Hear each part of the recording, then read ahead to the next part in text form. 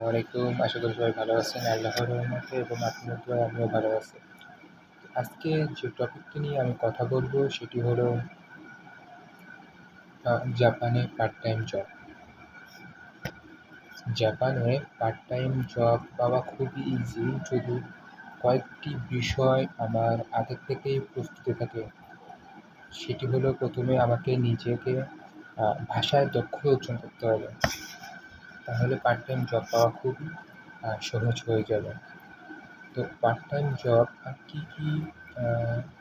ক্ষেত্রে বা কী কর্মে পাওয়া যায় স্টুডেন্টের জন্য। তো প্রথম থেকে শুরু করা যায়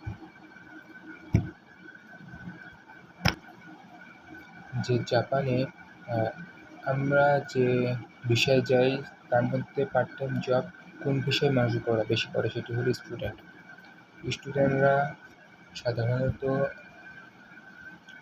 পড়াশুনো করতে যায় এবং পাশাপাশি ২৮ ঘন্টার একটি ওয়ার্ক পারমিট থাকে।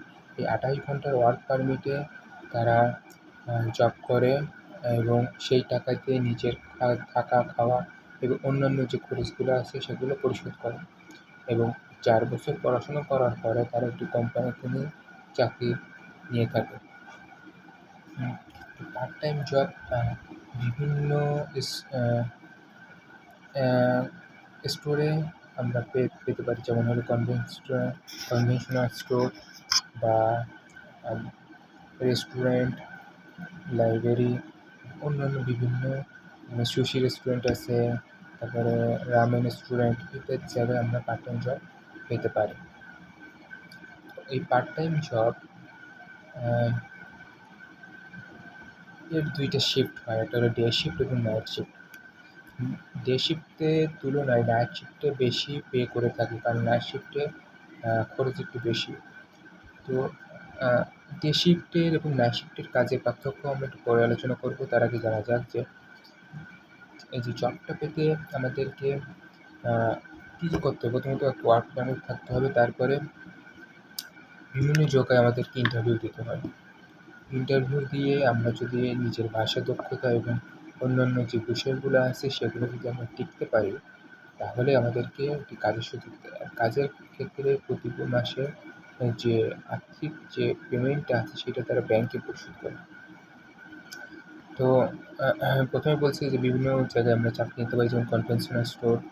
এই কনভেনশনাল স্টোরে বিভিন্ন ক্যাটাগরি আছে, যেমন ফ্যামিলি মার্ট, 7-Eleven ইত্যাদি ইত্যাদি। তো এইসব জায়গায় আমাদের কাজ কী হয়, এসব জায়গায় কাজ হলো আমাদেরকে তদারকি করা, পাশাপাশি বিল যে কাস্টমার যে পণ্য কিনবে সেটি বিল করে সে পণ্যগুলো বুঝে নেওয়া, এটাই হলো আমাদের কাজ। তো এই কাজগুলো করতে গেলে আমাদেরকে কিছু বিষয় মানতে হয়, যেমন আমাদেরকে সবসময় যখন স্টোরে আমি থাকবো তখন সবসময় দাঁড়ায় থাকতে হবে। তারপরে কাস্টমারের সাথে সবসময় হাসিমুখে কথা বলতে হবে। যখন কাস্টমার স্টোরে প্রবেশ করবে তাকে ভালোভাবে সম্বর্ধনা করতে হবে, তাকে পণ্য পেতে সাহায্য করতে হবে, তাকে সুন্দরভাবে বুঝায়ে বিল করতে হবে। যদি কোনো খাবার জিনিস নিয়ে থাকে, যদি গরম করার প্রয়োজন থাকে পরামর্শ নিয়ে খাবার জিনিসটা প্যাকিং করতে হবে। আর জাপানে যে পলিথিন আছে, ব্যাগটা আছে, এগুলো তারা ফ্রি প্রদান করে না, সেটা আলাদা পে করতে হয়। সেটির ক্ষেত্রে আলাদা চার্জ আছে এবং তাদের সাথে সুন্দরভাবে কথোপকথন করে সুন্দরভাবে তাদেরকে বুঝাতে হবে। এটি হলো আমাদের কাজ। তো জাপানে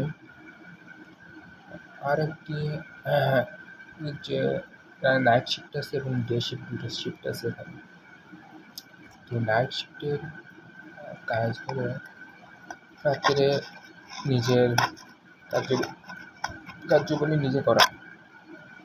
নাইট শিফটে একটু কষ্ট বেশি হয়ে থাকে, সেক্ষেত্রে শরীরের উপর প্রেশার পড়তে থাকে, নিজের চেহারার পরিবর্তন আসতে পারে, কিন্তু একটু বেশি 20% টাকা বেশি পাওয়া যায়। মনে করো যদি আমার বেতন 1000 ইয়েন ধরা হয় বা 1200 ইয়েন হয়, তাহলে সেক্ষেত্রে নাইট শিফটে 1400 ইয়েন পাওয়া যায়। সেক্ষেত্রে একটু বেশি ইনকাম করার সুযোগ এখানে থাকে। বাংলাদেশিরা বাংলাদেশ থেকে যারা যায় এর অধিকাংশ নাইট শিফটে কাজ করে থাকে। তো নাইট শিফটে কিছু কাজ আছে যেগুলা নাইট শিফটে এক্সপিরিয়েন্স কঠিন হয়ে থাকে, কারণ সেই সময় তার ম্যানেজার থাকে না। সম্পূর্ণ যে স্টোরটি আছে সেটি নিজেকে সামলাতে হয়, নিজের তত্ত্বাবধানে থাকে। তো এখানে বিভিন্ন ইনসিডেন্ট হতে পারে। অনেক যে চোর, যে বাটপারগুলো যারা আছে তারা নাইট শিফটে অনেক সময় চুরি করার জন্য এসে যে তারা চেষ্টা করে কীভাবে ফাঁকি দিয়ে পণ্য নেওয়া যায়। এই বিষয়গুলো খুবই সাবধান থাকতে হয়। তাদেরকে হ্যান্ডেল করতে হয়। অনেক সময় জাপানিরা যারা আছে তারা মদ্যপান করে। সেই সময় নাইট শিফটে এসে তারা এই বিভিন্ন রকম কার্য তারা করতে পারে। সেই সময় আমাদেরকে ভয় না পেয়ে স্টোরকে সামলাতে হয় এবং সঠিকভাবে লেনদেন সম্পন্ন করতে হয়। এটি আমাদের মূলত কাজ হয়ে থাকে। তো এই কার্যকরীগুলা পরে আমাদের মাসের শেষে একটি তারা পেমেন্ট প্রদান করে। কিন্তু অতীব দুঃখের বিষয় হলো যে পুরো মাস কাজ করার পরে যে অর্থ তারা প্রদান করে সে অর্থ নিজের থাকা, খাওয়া এবং কোনোরকমভাবে ঠিক থাকার মতো পরিবেশ জাপানে তৈরি হয় এবং ওই টাকা দিয়ে নিজের টিউশন কোনোরকমভাবে পেমেন্ট করা যায়। এটা সর্বোচ্চভাবে করা যায়। অতিরিক্ত কোনো কাজ আমরা করতে পারি না। হ্যান্ড ক্যাশে কাজ করা যেতে পারে, তবে সেটি একটু চাপের হয়ে থাকে, কিন্তু হ্যান্ড কাজ করলে একটু সুবিধা বেশি পাওয়া যায়। এরপরে আসা যাক যে জাপানে সবথেকে দ্রুত কীভাবে কাজ পাওয়া যায়। সবথেকে দ্রুত কাজ পেতে গেলে বাংলাদেশ থেকেই প্রশিক্ষণ নিতে হবে, যে ভাষাটা যেন এত সুন্দর হয়, ভাষা যেন সব বিষয়গুলো বুঝতে পারি। ভাষা লোকাল যে জাপানিগুলো ভাষা আছে, যেমন বাংলাদেশে একটি হলো এ ভাষা আমরা বলে থাকি, আরেকটা হলো তারা লোকাল ভাষার কথা বলে থাকে। আমাদের ভাষাকে এত দক্ষতা অর্জন করতে হবে যেন আমরা লোকাল ভাষাটা খুব সুন্দরভাবে বুঝতে পারি। তো এই বিষয়গুলো যদি আমরা খেয়াল করি তাহলে আমরা খুব সুন্দরভাবে নিজেদেরকে বোঝাতে পারবো এবং খুব সুন্দরভাবে নিজেদেরকে তৈরি করতে পারবো।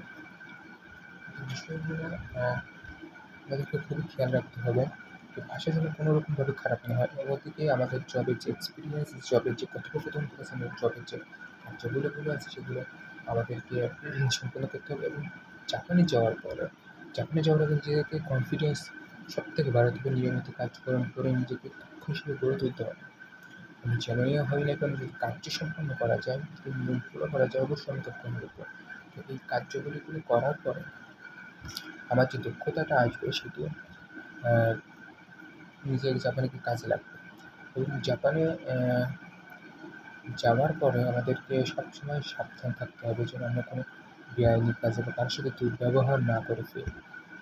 এসব নিজেকে শান্ত থাকতে হবে, শান্ত রাখতে হবে।